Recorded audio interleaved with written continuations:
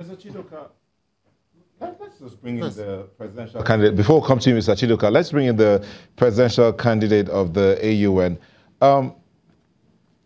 You've heard the two gentlemen talk about the situation, the budget situation, and the economy. But what's your take? Do you think the economy is on the right path, as the Prof has said, and as Mr. Chidoka has said, do you think that the budget is not in the right path? As in the nation and the budget are going in two different ways. Thank you, Neota. I wouldn't want to get into the flip-flop between the APC and the PDP spokespersons. As you can see, they are wearing the same uniform, and I have a different opinion. I believe that when I become president, when we do get into government, we will not depend on the prices of oil to prepare the budget. Nigeria has so much, way too much in natural resources, in human resources, and I believe that my government will not base its budget on the prices of oil just because it can come down and it can go up.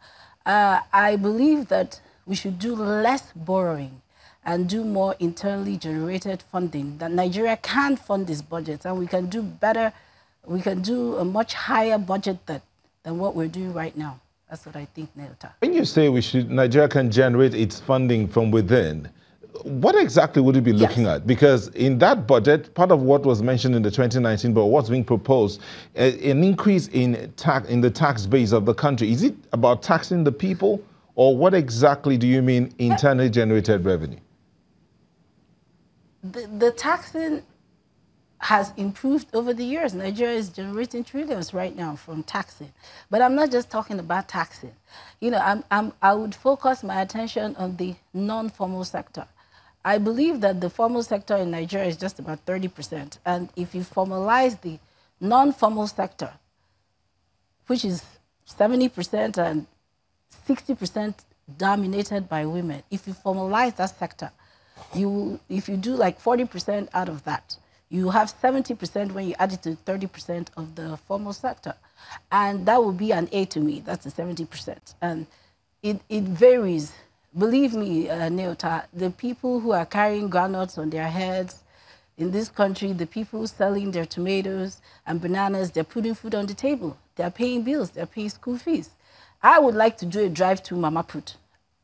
I'm sorry, gentlemen, there's no Papa Put out there, but I would like to do a drive-through Mama Put and buy my gbegiri. This morning, after the show, I would like to do a drive-through and buy my pap and buy my akara.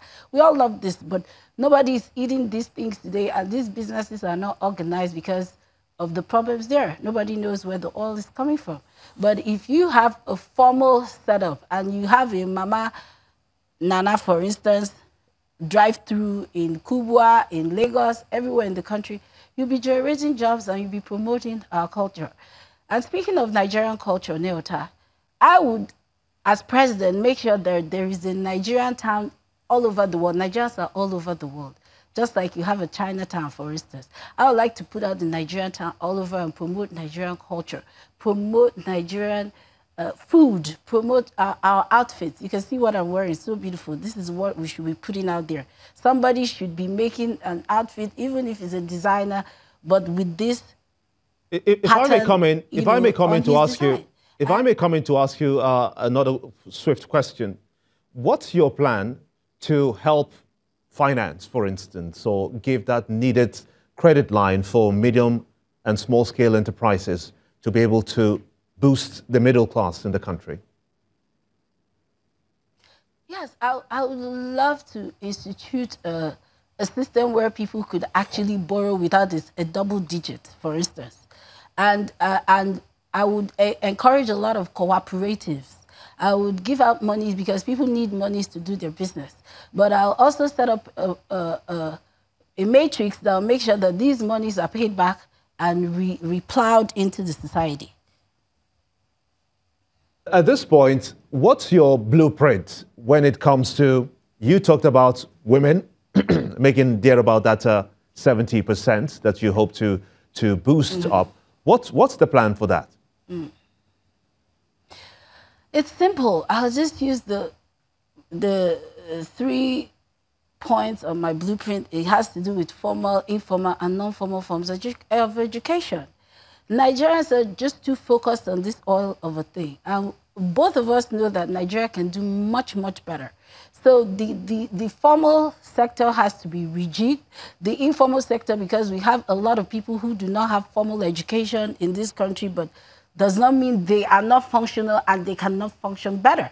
And I would like to institute a platform for them to get access to loans to do their business. I would like to see a cooperative where 50 or 200 or 2,000 women are farming like 2 million hectares of bananas and exporting them, even if we can't consume them. I would like to see 500 women, you know, invest on the palm trees, for instance. I'll give them lands to farm as much, millions of hectares of palm oil.